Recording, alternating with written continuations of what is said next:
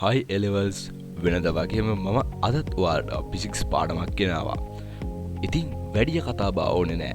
තේ එකක් එක්ක බිස්කට්ටයක් කන ගමන් අහගෙන යන්න. මම එලෙවල් ඔයාලගේ RM.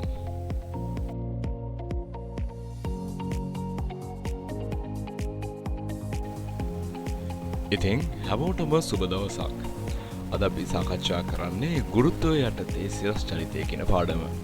මම මේ සඳහා පෑනක් කොළ ටිකක් ඒ වගේම මගේ සටහන් පොතත් ලබා ගත්තා.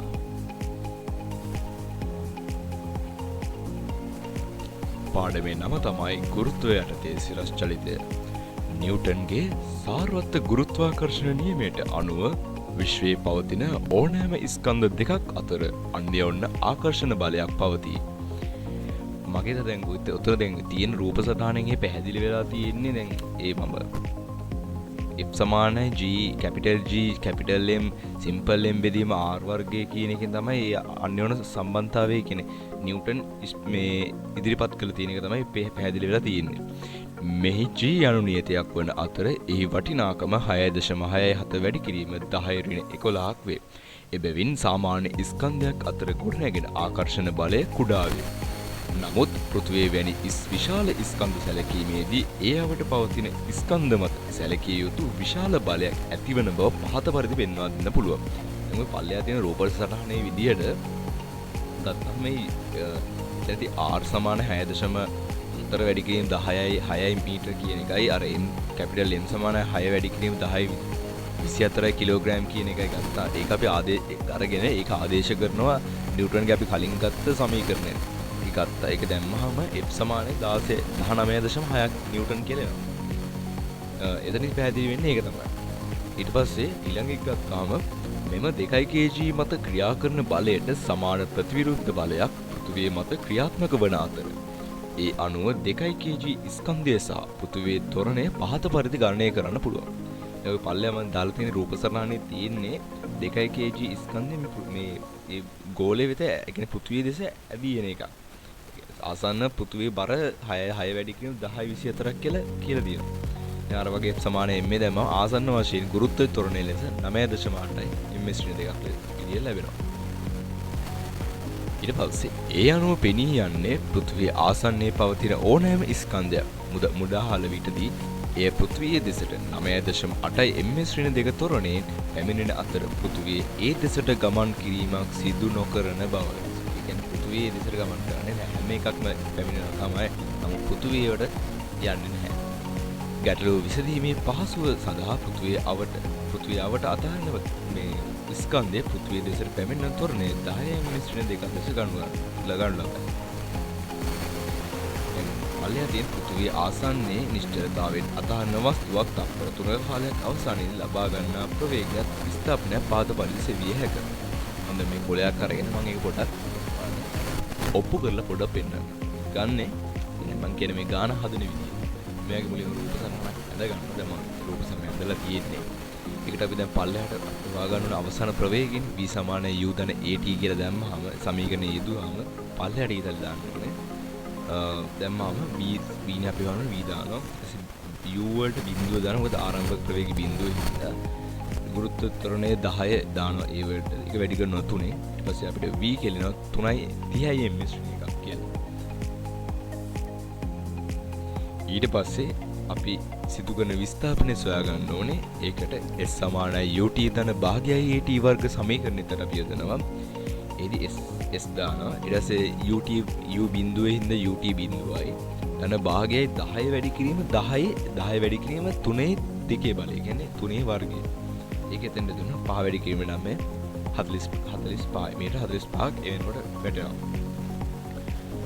එහෙම තමයි එතනදී පැහැදිලි වෙන්නේ. ගොඩක් ඒක කල්පනා කරලා බලන්න එක සෑන් ටිකක් වටින දෙයක්.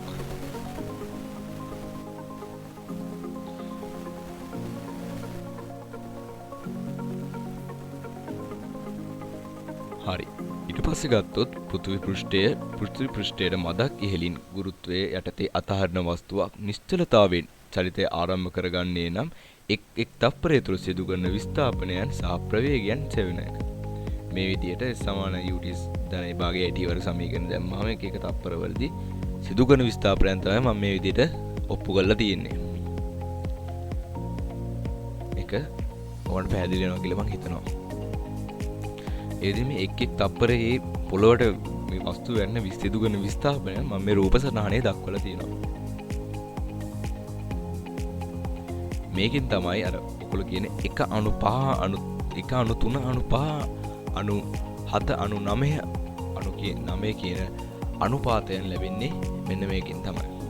ඉතින් මම පල්ලෙහා දාලා තියෙනවා I v = u ධන at වලින් අවසන් තප්පරේ කියන සිදු කරන අවසානයේදී සිදු කරන අවසානයේදී ඇති වෙන ප්‍රවේගය පිළිබඳව දාලා තියෙනවා. ඒකත් එහෙමයි. ඊට පස්සේ මෙතන මම මේ ගානක් දාලා තියෙන්නේ නිශ්චලතාවයෙන් ගුරුත්වය යටතේ අතහරින වස්තුවක් අවසන් තප්පරයේදී මීටර 35 තුරක් චලිත වේ නම් වස්තුව ගුරුත්වය යටතේ වැටෙන මුළු උස ගණනය කරන්න කියලා. මේදී මෙයාගේ ගානක් කරනකොට කෙලින්ම මම කරන්නම් රූප සටහනක් දාගන්න එකේ මාර වටිනවා. මේකේ දැන් ඔබ පැහැදිලි වෙනවා කෙලින්ම වැටෙන දුර ප්‍රමාණයක් තමයි. පළවෙනි තප්පරයේදී දෙකේදී තුනේදී හතරේදී පහේදී ඒ විදිහට තමයි පේන්නේ. ඊට පස්සේ මෙතන වැදගත් පොයින්ට් එකක් තියෙනවා. ගුරුත්වය යටතේ වැටෙන වස්තුවක් අවසන් තප්පරයේ තුලදී මීටර 35ක දුරක් චලිත වනුයේ 4 වන තප්පරයේ තුලදීය. ඒ අනුව ඒ දක්වා වැටුණු මුළු දුර කියන්නේ ඒක ගත්තාම 5 ධන 15 ධන 25 ධන 35. ඒ කියන්නේ මීටර 80. පළවෙනි ගානක් අපි යමු. ගුරුත්වය යටතේ නිශ්චලතාවයෙන් අතහරින වස්තුවක් අවසන් තප්පරයේදී ඒ දක්වා සිදු කළ මුළු විස්ථාපනයෙන් 36ක් ගමන් කරයි. වස්තුව පහළට වැටුණු මුළු විස්ථාපනය ගණනය කරන්න. ඒදී මම කරන්නේත් අර වගේම සුපුරුදු පරිදි රූප සටහනක් දාගන්නවා. ඒක මාරම වටිනවා. ඒ විදිහේදී එක් තප්පරයන්ගේ මෙහෙම දාලා 100 ගුණෙන් කර 100ෙන් වැඩි කරාම තමයි අර 36 වෙනකන් කොච්චර ප්‍රමාණයක් බැලලාද කියලා අපි බලලා එතෙන්ට නිකන් ගාන හදාගෙන යනවා. හරි. දෙවෙනි ගාන පොළොව මට්ටමේ සිට මීටර් 245ක් ඉහළ සිට ස්කන්ධයක් නිශ්චලතාවයෙන් මුදාහල විටදී එය පොළොවට ළඟා වීමට ගතවන කාලයත් එය පොළොවේ ගැටෙන ප්‍රවේගයත් ගණනය කරන්න කියලා තියෙනවා. ඒ වගේ අර වගේ මම රූප සටහනක් දාගත්ත සරල. S = ut තන භාගය at වර්ග සමීකරණය දැම්ම අපි තීරුම් තත්ත්වයට ආදේශ කර එතනදී අපි කාලය හමුුණ 75ක් කියලා. ඊට අපි දැන් මම දැම්ම v වර්ග = u වර්ග ධන 2යි ඒ සමීකරණයට එක මේ දැම්ම මාර්ගය දත්ත වගේ දැම්ම u බිඳුවයි එම ආදේශ කරාම අවසන් ප්‍රවේගය 70 කියලා. හරි. දැන් තුන්වෙනි ගාන. පොළොව මට්ටමේ සිට මීටර 160ක් ඉහළින් පිහිටි අට්ටාලයක සිට වස්තුව 20 ms ශ්‍රේණික ප්‍රවේගයෙන් සිරස්ස පහළට ප්‍රක්ෂේපණය කරයි. වස්තුව පොළවේ ගැටෙන ප්‍රවේගයත් පොළොව වෙත ළඟා වීමට ගතවන කාලයත් ගණනය කරන්න කියලා. සරල ඉතින් රූප සටහනක් දාගත්තා. ඒකට S = ut ධන භාගය at වර්ග පල්ලයට ඊතලේ දාලා අපි ගාන හදන්න පටන් ගත්තා. normal විදිහට හැදුවා. අන්තිමේදී t = 4යි කියලා 4s කියලා කියන්නේ s කියන්නේ තප්පර 4යි කියලා අපිට උත්තරේ ආවා. ඊට පස්සේ v = u ධන at කියන සමීකරණයට ඒ தත්ත්වය ආදේශ කරා. ඒ කියන්නේ t වලට 4යි කියලා ආදේශ කළා. ඊටු ටිකට ඊටු සමීකරණය හේතුවා. ඒ කියන්නේ u 20යි ටික දාලා අන්තිමේදී අවසාන ප්‍රවේගය 60යි කියලා ගත්තා. මම හිතනවා ඔයගන්ට ඒක පැහැදිලි වෙන්නේ නැති කියලා. ඊට පස්සේ තවත් ඔය වැදගත් පොයින්ට් එකක් තියෙනවා.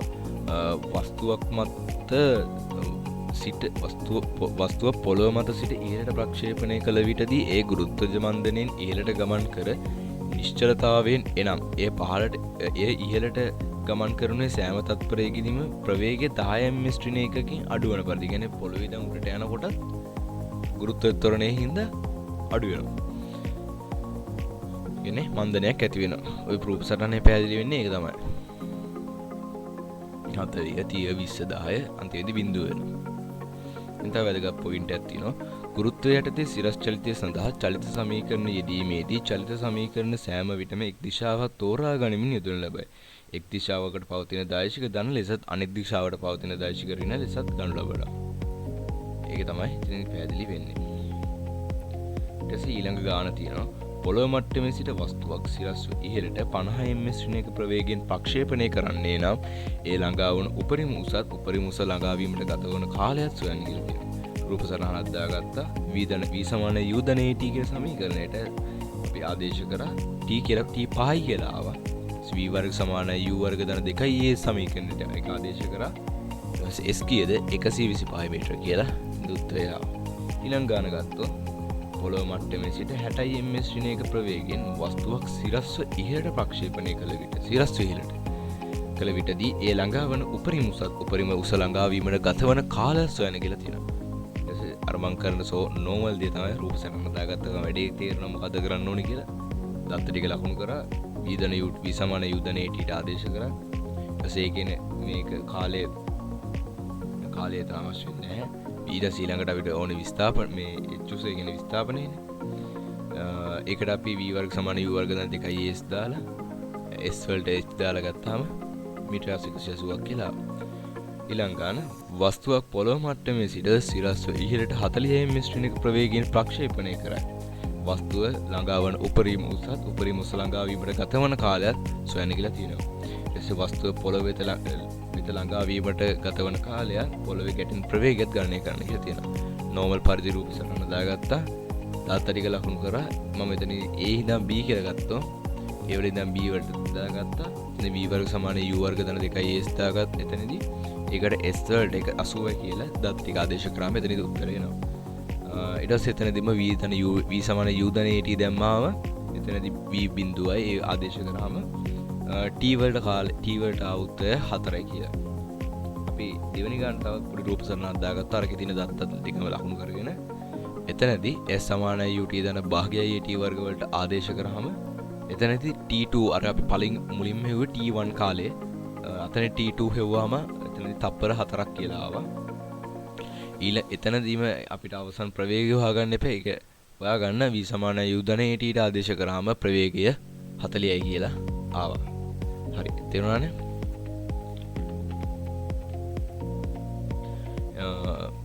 ඊට තව ගානක් මේ කොටසක් තියෙනවා. ඉතින් මෙහි පවතින විශේෂත්වය වනුයේ වස්තුව ඉහළට ගමන් කිරීමට ගතවන කාලය පහළට පැමිණීමට ගතවන කාලයත් එක සමාන බවයි. එසේම වස්තුව ඉහළට ප්‍රක්ෂේපණය කළ ප්‍රවේගයෙන්ම නැවත පොළොව වෙත ළඟා වේ. එසේම පොළොවේ සිට ඕනෑම උසකදී ඉහළට පවතින ප්‍රවේගය පහළට පවතින ප්‍රවේගයේ විශාලත්වය සමාන වේ. එහෙම තමයි. තව පොඩි නෝට් එකක් තියෙනවා.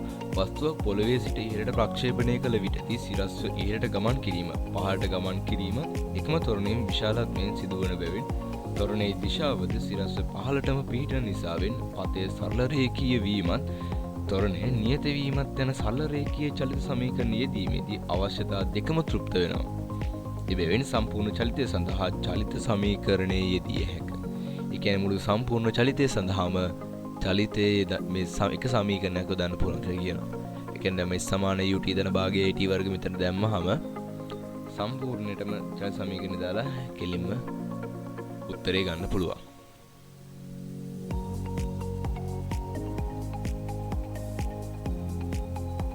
මේ විදිහට මෙතන දැන් මේ දීලා තියෙන දත්ත අනුව මේ ගාන මේ විදිහට හදන්න පුළුවන්. එතනදී උත්තර දෙකක් එනවා. ඉතින් ධන උත්තරේ කෙලින්ම අපි ගන්නවා.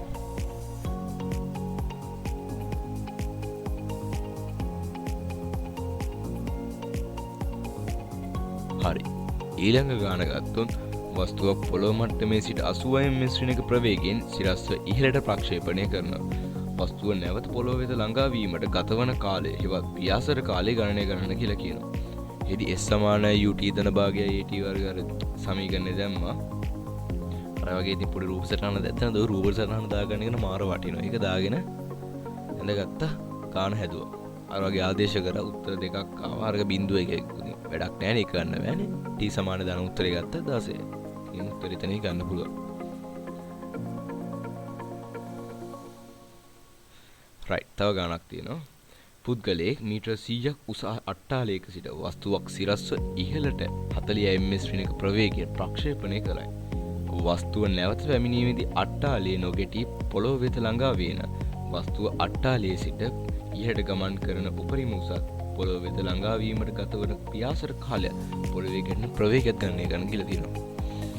නෝමල් පරිදි මම රූප සටහනක් දාගත්තා. දත් ටික ලකුණු කරගත්තා. ඒ වල ඉඳන් b වලට එනවා. ඒ වල තමයි කියන්නේ දත් වල තමයි මම ඊට ලකුණු කරගත්තේ. ඒගොල්ලෝ දීලා තිබ්බේ නැහැ. මගේ අවශ්‍යතාවය ඉන්න මම කියන්නේ මගේ පහසු නිසා මම ඊට ලකුණු කරගත්තා. ඒ වල ඉඳන් B වලට එව්වා. එතනදී අපි උස හොයාගත්ත මීටර 80ක් කියලා. ඒකට v සමාන u ධන at දැම්මම එතනදී කාලය ආවා. ඊට පස්සේ v වර්ග සමාන u වර්ග ධන 2 s දැම්මම එතනදී හැබැයි අවසන් ප්‍රවේගය ඍණ 60ක් කියලා තමයි ආවේ.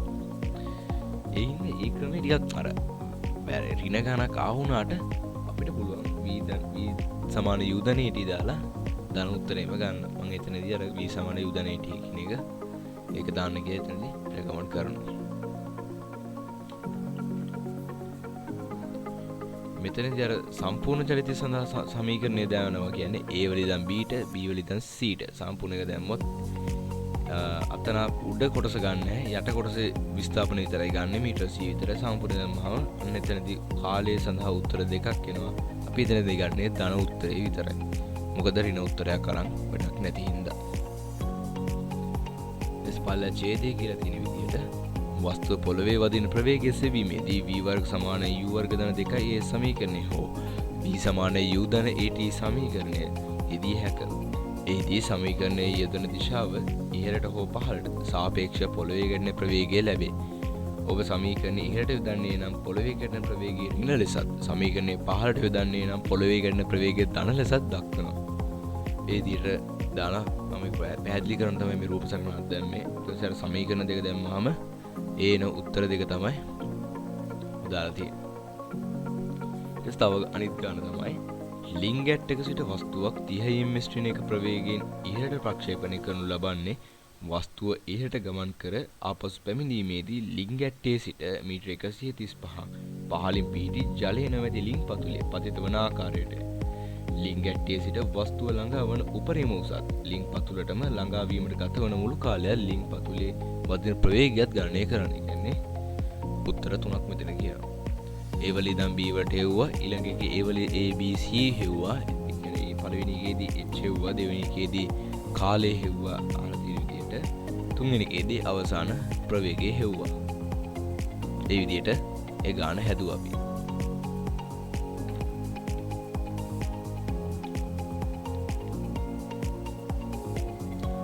තව ගානක් තියෙනවා.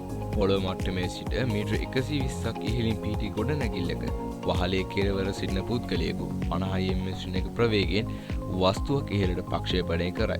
වස්තුව ආපසු පැමිණීමේදී වහලේ කෙළවර නොගැටි පොළොව වෙත ළඟා වන්නේ නම් පොළොව වෙත ළඟා වීමට ගතවන කාලය පොළොවේ ගැටෙන ප්‍රවේගයත් ගණනය කරන්න කියලා තියෙනවා. මේදී මම ටක් ගාලා ගන්න පැහැදිලි කරගෙන යනවා. දැන් මේ අපි ගණන් කීප දැන් මේ 7 වෙනි ගණන හදන්නේ. සෑහෙන ප්‍රමාණයක් හදලා තියෙනවා. එවෙන්ද ඇතන මේ ලොකු දේවල් නෙමෙයි. ඒ වල ඉඳන් b වලට c ඒ ටික දාගත්තට නෝමල් ඉතින් කියන දේකුත් නැහැ. කියලා අවසන් ප්‍රවේගය හෙව්වා 70යි රූප සරණ දාගත්ත එක. ඊට පස්සේ මේ තියෙන්නේ ටියුට් එකේ ගාන. right.